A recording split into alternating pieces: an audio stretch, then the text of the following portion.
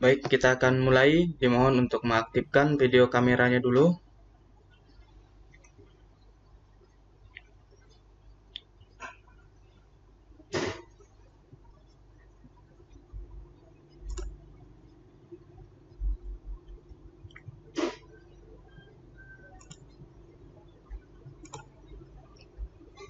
Sebelumnya, suara saya terdengar? Dengar, Pak. Dengar, Pak. Ya, baik. Terima kasih.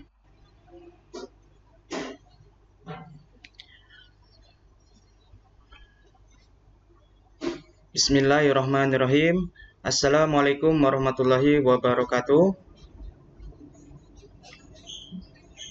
Kita akan melanjutkan perkuliahan pada pagi hari ini. Baik, adik-adik mahasiswa, mudah-mudahan dalam kondisi sehat walafiat di kediamannya masing-masing. Tadi kegiatan awal adalah pretest, maksudnya itu kita untuk mengevaluasi pendahuluan ketika di sebelumnya untuk memasuki materi seputar hak dan kewajiban warga negara. Baik, untuk melanjutkan diskusi dan presentasi, pertama ini saya akan menyampaikan materi dulu sedikit, kemudian akan saya serahkan kepada kelompok yang presentasi, yaitu ada Arif Nur Huda, kemudian Ibnu Wahyu, serta Kiki Amelia.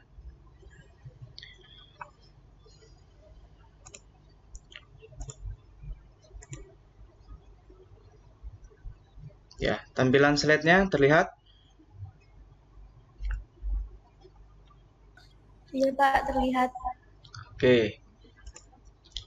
Ya, jadi memasuki materi hak dan kewajiban.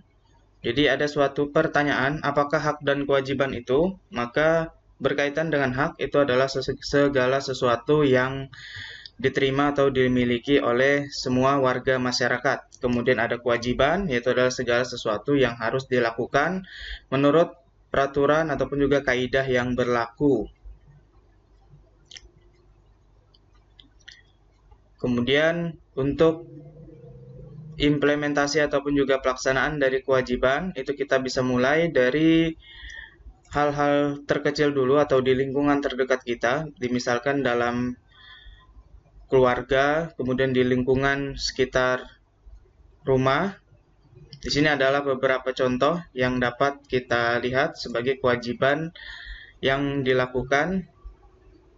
Kita sebagai warga negara bisa memposisikan diri sebagai seorang anak. Di sini ada seorang anak yang membersihkan tempat tidurnya, kemudian ada seorang anak yang membantu orang tuanya membersihkan pekarangan rumahnya.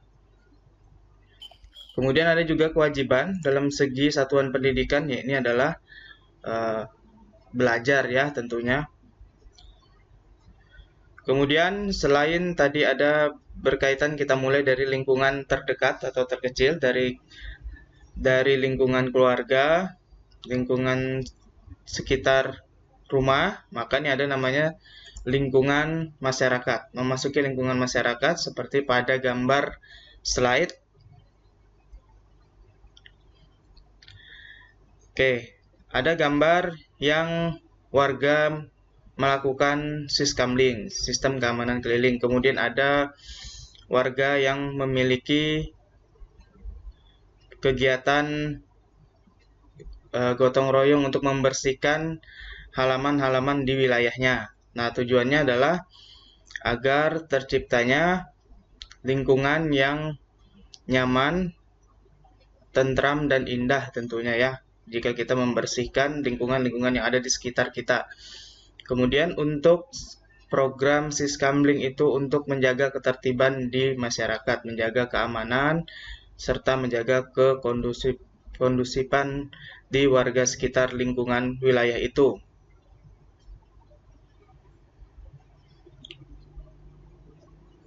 Oke, adapun contoh-contoh yang dapat kita ambil pada lingkungan masyarakat dan sekitarnya, kita sebagai warga masyarakat wajib ikut menjaga dan merawat lingkungan alam agar terjaga kelestariannya. Nah, yang perlu dilakukan adalah meningkatkan rasa kepedulian terhadap kondisi lingkungan sekitar dengan membiasakan diri bersikap peduli lingkungan, Kemudian mulai dari diri, kemudian kita mengajak komunitas-komunitas kecil, mengajak teman, kemudian juga anggota keluarga, dengan tujuan yaitu nanti agar bisa terus terjaganya kelestarian alam sekitar kita. Kemudian kita memelihara tumbuhan dan menjaga serta melestarikan hewan agar tidak mengalami kepunahan. Tidak sembarang membakar lahan-lahan kosong, lahan-lahan yang tidak berpenghuni. Itu merupakan bagian dari menjaga keseimbangan dan pelestarian lingkungan. Kemudian ada kelestarian hewan maupun tumbuhan, itu sangat bermanfaat untuk kelangsungan hidup manusia. Kita juga berkewajiban untuk menjaga dan memelihara SDA yang kita miliki, karena jika kita tidak menjaganya tentu akan merugikan diri kita sendiri. Dimana kalau kita air itu tercemar, maka kita kesulitan untuk yang namanya untuk kelangsungan minum, kemudian untuk mandi, mencuci pakaian, dan sebagainya. Oleh karena itu juga perlu ada sikap menghemat pemakaiannya. Kemudian ada kewajiban di lingkungan masyarakat dan sekitarnya. Selain tadi ada contoh-contoh untuk tidak membuang sampah di sungai, mengurangi pemakaian sabun cuci, pewangi, ataupun pelembut pakaian, yang artinya tidak dibuang ke sungai agar tidak tercemar, maka kita juga perlu menghemat pemakaian listrik. Jika sudah siang hari, lampu-lampu yang masih menyala itu perlu di off-kan atau dimatikan. Kemudian misalkan televisi, kemudian kipas angin, jika tidak diperlukan mendesak ataupun juga untuk keperluan yang bermanfaat, maka mungkin bisa kita off-kan dulu untuk dimatikan agar bisa menghemat dari pemakaiannya. Kemudian hikmahnya, kita memelihara dan menjaga lingkungan dan kekayaan alam itu merupakan salah satu wujud syukur kita terhadap Allah Subhanahu wa taala atas segala ciptaannya.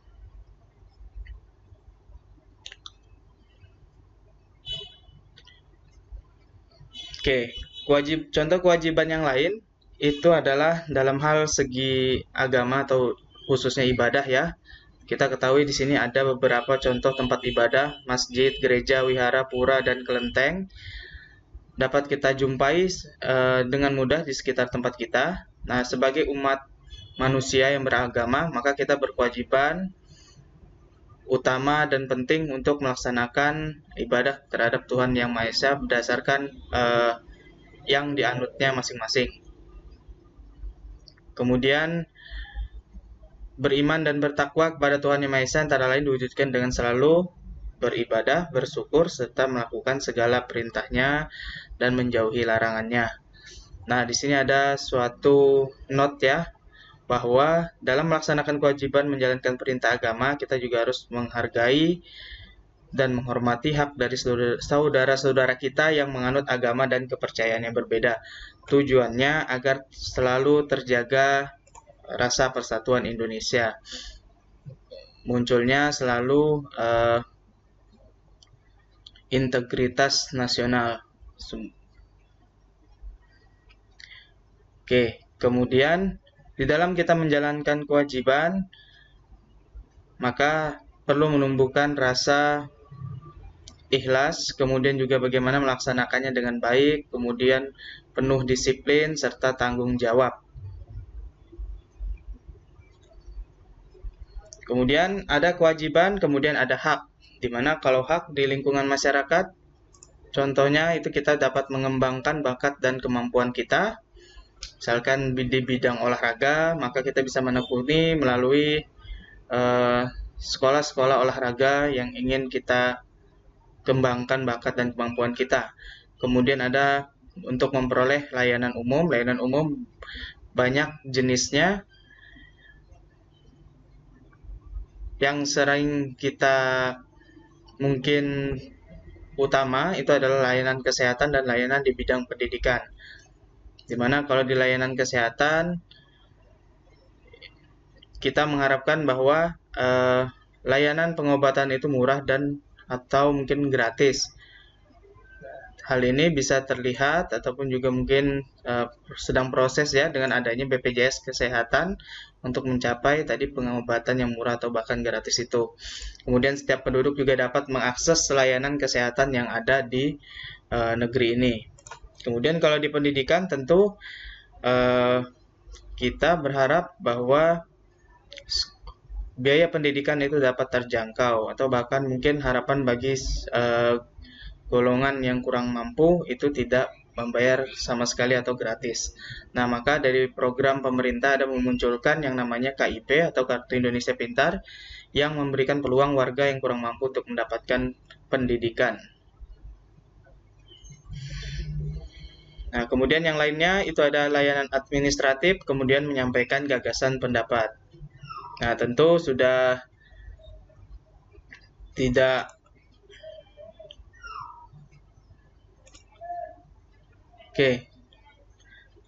berkaitan dengan layanan administratif dulu ya. Layanan administratif itu banyak sekali. Kita misalkan ingin membuat kartu tanda penduduk, kemudian ingin membuat suatu akte kelahiran, PPKB, surat ngurus SIM, STNK ataupun juga surat-surat atau kepemilikan yang lainnya, maka itu kita berhak mendapatkan layanan administratif oleh negara, oleh pemerintah dengan mudah, murah dan cepat.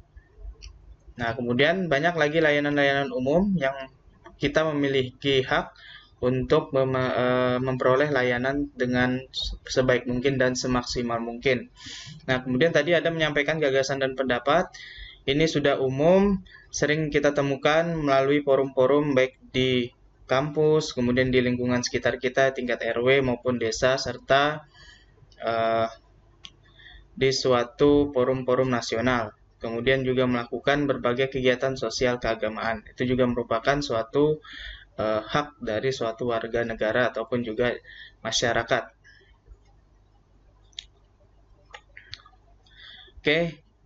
Berkaitan dengan hak dan kewajiban, ternyata tercantum dalam Undang-Undang Dasar 1945 berkaitan kewajiban. Salah satunya adalah kewajiban untuk berperan serta dalam membela, mempertahankan kedaulatan negara dari serangan musuh. Jadi untuk memperoleh kemerdekaan tentu kita bukan hasil dari hadiah, tetapi merupakan kerja keras dari para pejuang dahulu. Oleh karena itu kita sebagai generasi penerus bisa meneruskan perjuangan ini dengan sebaik mungkin. Bagaimana kita bisa mempertahankan kedaulatan dari gangguan, ancaman, dan tantangan dari bangsa luar. Berikutnya nanti bisa dibaca berkaitan kewajiban warga negara yang tercantum dalam UUD 1945. Kemudian ada berkaitan dengan hak warga negara Indonesia.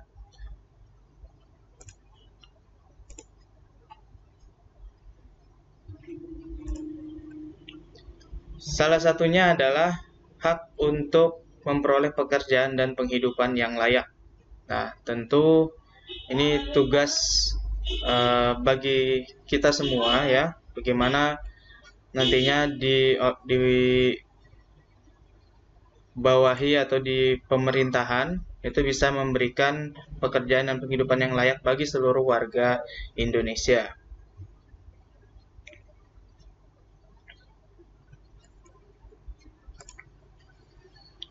Ya, baik, itu yang mungkin dapat saya sampaikan buat kesempatan pada pagi hari ini. Berikutnya kita akan lanjutkan ya diskusi presentasinya. Saya persilahkan pada kelompok yang pertama ini. Ya, mungkin waktunya saya batasi 15 menit ya untuk menyampaikan materinya. Siapa yang share screen-nya? Saya, Pak. Oke.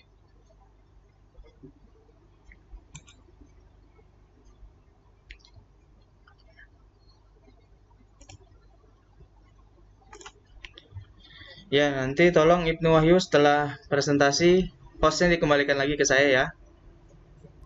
Ya, baik, Pak. Ya, terima kasih.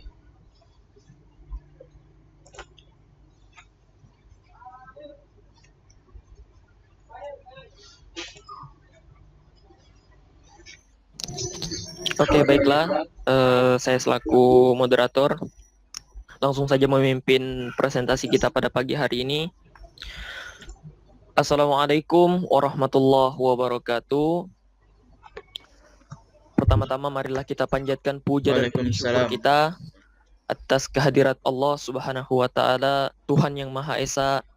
Atas berkat rahmat dan karunia-Nya lah kita dapat berkumpul, walaupun melalui virtual ini kita dapat berkumpul melaksanakan kewajiban kita, yaitu perkuliahan Civic Education. Kemudian tak lupa juga salawat serta salam kita aturkan kepada junjungan kita Nabi Allah, Nabi Muhammad sallallahu alaihi wasallam. Pertama-tama kami akan memperkenalkan kami dari kelompok 1 yang berjumlahkan 3 orang. Yang pertama adalah Kiki Amelia, yang kedua saya sendiri Arif Nur Huda, dan yang ketiga rekan saya Ibnu Wahyu Surya. Mungkin materi pertama tentang bangsa dan negara dan proses berbangsa dan bernegara akan dibawakan langsung oleh saudari Kiki Amelia. Mungkin waktu dan tempat saya persilahkan. Baiklah, saya akan menyampaikan materi saya, yaitu bangsa dan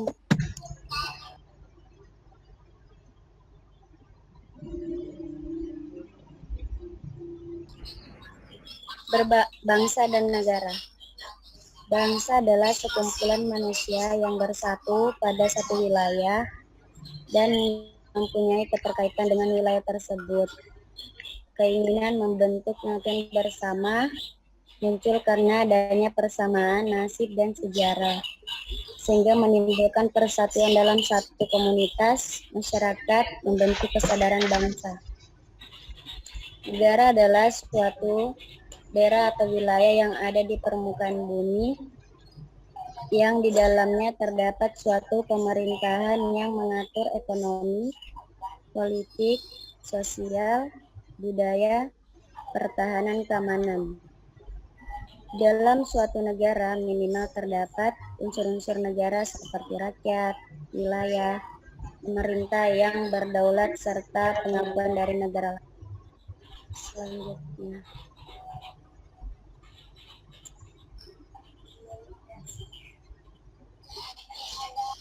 proses berbangsa dan bernegara.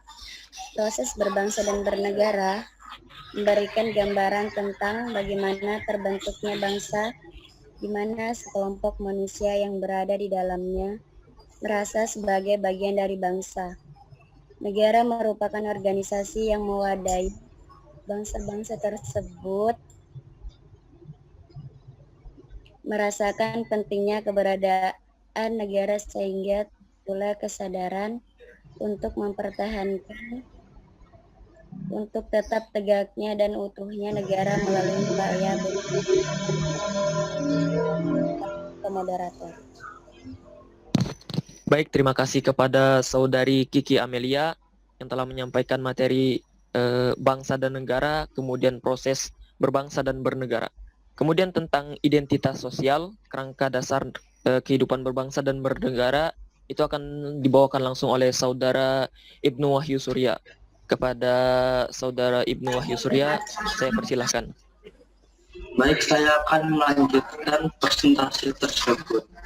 Identitas nasional. Identitas nasional bangsa Indonesia tercipta dari berbagai nilai-nilai kultural suku bangsa yang ada di setiap daerah. Nilai-nilai kultural tersebut kemudian dihimpun menjadi satu kesatuan yang akhirnya membentuk identitas nasional bangsa Indonesia. Kebudayaan nasional. Definisi dan bentuknya dalam buku Pendidikan Kewarganegaraan 2020, karya Rusmawati dan Hasanal Mulkan. Dijelaskan bentuk-bentuk identitas nasional bangsa Indonesia, yaitu bahasa nasional atau bahasa persatuan, yaitu bahasa Indonesia. Bendera negara, yaitu Sang Merah Putih. Lagu kebangsaan, yaitu Indonesia Raya.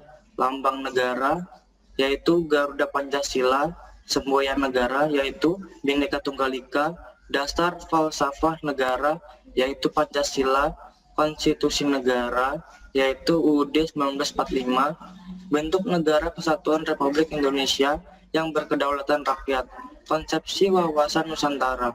kebudayaan daerah yang telah diterima sebagai kebudayaan nasional. Bagi bangsa Indonesia, identitas nasional merupakan hal yang sangat penting karena telah memiliki dasar yang sangat kuat berupa Pancasila dan UUD 1945. Kerangka dasar kehidupan berbangsa dan bernegara. Seperangkat sarana yang dapat digunakan sebagai acuan yaitu Pancasila sebagai falsafah, ideologi, dan dasar negara. UUD 1945 sebagai hukum dasar, wawasan Nusantara sebagai wawasan nasional, ketahanan nasional sebagai konsepsi yang merupakan prasyarat untuk mencapai cita-cita dan tujuan nasional. Yang A, Pancasila sebagai falsafah, ideologi, dan dasar negara RI. Bangsa Indonesia dalam hidup bernegara telah memiliki suatu pandangan yang bersumber pada akar budaya dan nilai-nilai religiusnya yang terkristalisasi dalam Pancasila. Yang B, UUD 1945 sebagai landasan konstitusional. UUD 1945 adalah hukum dasar yang tertulis sebagai hukum, maka UUD 1945 bersifat mengikat bagi pemerintah, lembaga negara, lembaga masyarakat, setiap warga negara Indonesia di mana saja, dan setiap penduduk yang berada di wilayah negara Indonesia. Sebagai hukum, UUD 1945 berisi norma-norma, aturan-aturan, atau ketentuan-ketentuan yang harus dilaksanakan dan ditaati. Baik, terima kasih kepada Saudara Ibnu Wahyu Surya. Kemudian materi hak dan kewajiban warga negara Indonesia akan saya sendiri yang akan membawakan. Yang pertama, yang harus kita ketahui adalah warga negara ialah anggota suatu negara yang mempunyai kedudukan khusus terhadap negaranya. Yang dimaksud dengan kedudukan khusus di sini bagi warga negara adalah seperti yang kita ketahui, sistem demokrasi itu dari rakyat, oleh rakyat, dan untuk rakyat. Itulah yang dimaksud dengan kedudukan khusus, bahwasannya warga negara itu mempunyai kedudukan khusus terhadap negaranya, memiliki hubungan dan hak kewajiban yang sifatnya timbal balik terhadap negaranya. Kemudian warga negara ialah semua orang yang memiliki ikatan hukum dengan suatu negara. Kemudian hak. Apa itu hak? Hak adalah kuasa untuk menerima atau melakukan sesuatu yang semestinya diterima atau dilakukan melulu oleh pihak tertentu dan tidak dapat oleh pihak lain manapun juga yang pada prinsipnya dapat dituntut secara paksa olehnya. Kemudian hak dan kewajiban merupakan suatu yang tidak dapat dipisahkan, akan tetapi terjadi pertentangan karena hak dan kewajiban tidak seimbang, bahwa setiap warga negara memiliki hak dan kewajiban untuk mendapatkan penghimpunan yang layak. Tetapi pada kenyataannya, banyak warga negara yang belum merasakan kesejahteraan dalam menjalankan kehidupannya. Semua itu terjadi karena pemerintah dan para pejabat tinggi lebih banyak mendahulukan hak daripada kewajiban. Padahal menjadi seorang pejabat itu tidak cukup hanya memiliki pangkat tetapi mereka berkewajiban untuk memikirkan diri sendiri. Jika keadaan seperti itu, maka tidak ada keseimbangan antara hak dan kewajiban. Jika keseimbangan itu tidak ada, akan terjadi kesenjangan sosial yang berkepanjangan. Kemudian kita lihat kesenjangan sosial itu apa? Yang dimaksud dengan kesenjangan sosial adalah ketidakseimbangan antara hak dan kewajiban, baik secara personal maupun secara kelompok. Kemudian kita lihat dulu, hak itu kuncinya adalah menerima dan melakukan. Kemudian kita masuk materi selanjutnya, yaitu untuk mencapai keseimbangan antara hak dan kewajiban, yaitu dengan cara mengetahui posisi diri kita sendiri, terutama hak dan kewajiban kita itu apa.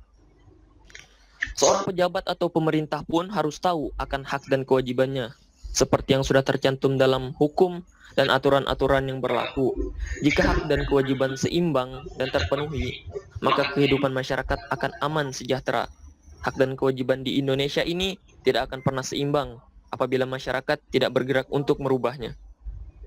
Karena para pejabat tidak akan pernah merubahnya, walaupun rakyat banyak menderita karena hal ini, mereka lebih memikirkan bagaimana mendapatkan materi daripada memikirkan rakyat ataupun kita. Sampai saat ini masih banyak rakyat yang belum mendapatkan haknya. Oleh karena itu, kita sebagai warga negara yang berdemokrasi harus bangun dari mimpi kita yang buruk ini dan merubah untuk mendapatkan hak-hak, tak lupa melaksanakan kewajiban kita sebagai rakyat Indonesia. Contohnya dalam pasal 27 ayat 2 yang berbunyi, tiap warga negara berhak atas pekerjaan dan penghidupan yang layak bagi kehidupan. Mungkin demikian, itulah penyampaian materi dari kami kelompok 1 tentang hak dan kewajiban warga negara. Dan untuk mempersingkat waktu, kami membuka 2 sesi pertanyaan dari teman-teman sekalian. Mungkin itu saja. Saya serahkan kembali kepada para teman-teman yang ingin bertanya. Terima kasih.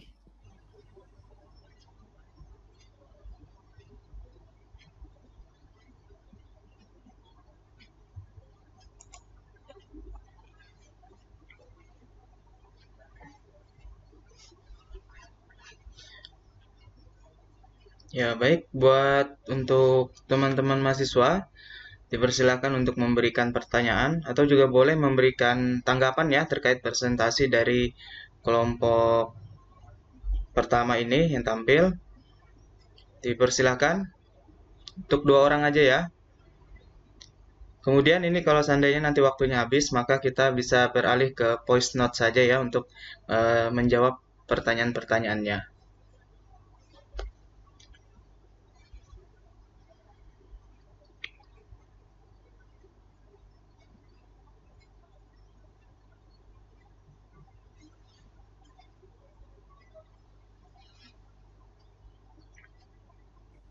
Saya mau tanya. Ya, silahkan mungkin bisa langsung ke moderator ya. Ya, baik, terima kasih Pak. Kepada saudari Alisa Nur Hasanah Salam, sebutkan dari kelompok mana dan apa pertanyaannya. Perkenalkan, nama saya Alisa Nur Hasanah Salam dari kelompok 9. Tadi kan sudah dijelaskan Undang-Undang Dasar 1945 sebagai landasan konstitusional. Nah, sebagai hukum, UUD itu bersifat mengikat. Nah, yang jadi pertanyaan, bisakah dijelaskan maksudnya sifat mengikat bagi pemerintah, lembaga negara, lembaga masyarakat, dan setiap warga negara itu bagaimana? Seperti apa? Terima kasih. Baik, sama-sama kepada saudara Alisa Nur Hasanah Salam. Saya serahkan kepada teman-teman dulu. Mau dirembukan dulu atau langsung dijawab kepada saudara Ibnu Wahyu Surya dan saudari Kiki Amelia.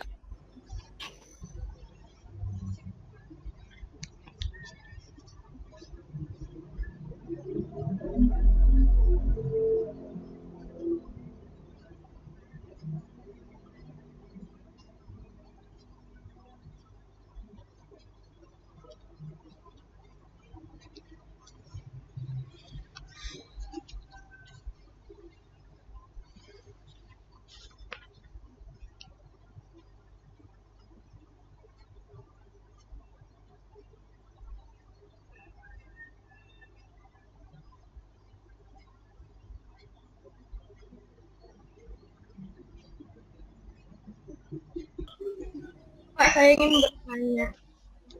Ya. Assalamualaikum warahmatullahi wabarakatuh. Perkenalkan, nama saya Dea Putri, saya dari kelompok 2. Pada saat ini pandemi COVID-19 sedang melanda. Dan apakah jalan atau rencana pemerintah untuk memberi vaksin terhadap masyarakat? Sedangkan harga vaksin itu bisa dibilang berbeda-beda dan juga pasti yang terbagus itu pasti yang termahal. Sebagai masyarakat, jika kami sebagai masyarakat tidak ingin melakukan vaksin karena tidak ada biaya, apakah itu termasuk dalam hak asasi manusia? Sekian dari saya. Wassalamualaikum warahmatullahi wabarakatuh. Waalaikumsalam. Terima kasih kepada saudari Dea Putri Wahdatul Adla dari kelompok 2. Saya serahkan lagi kepada pemateri dan akan kami rembukan sebentar. Mungkin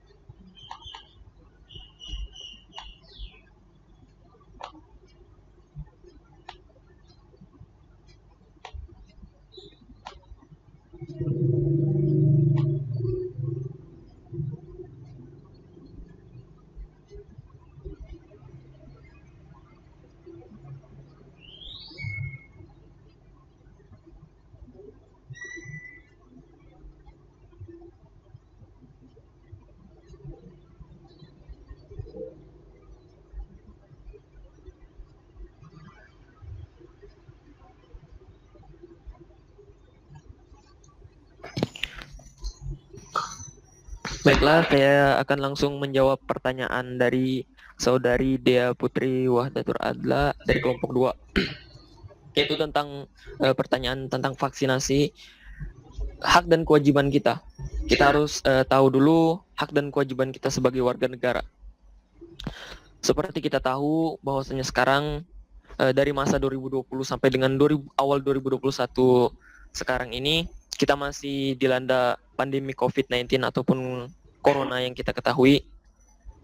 Sistem vaksinasi ini itu diberikan langsung oleh Kementerian Kesehatan RI atau Kemenkes RI.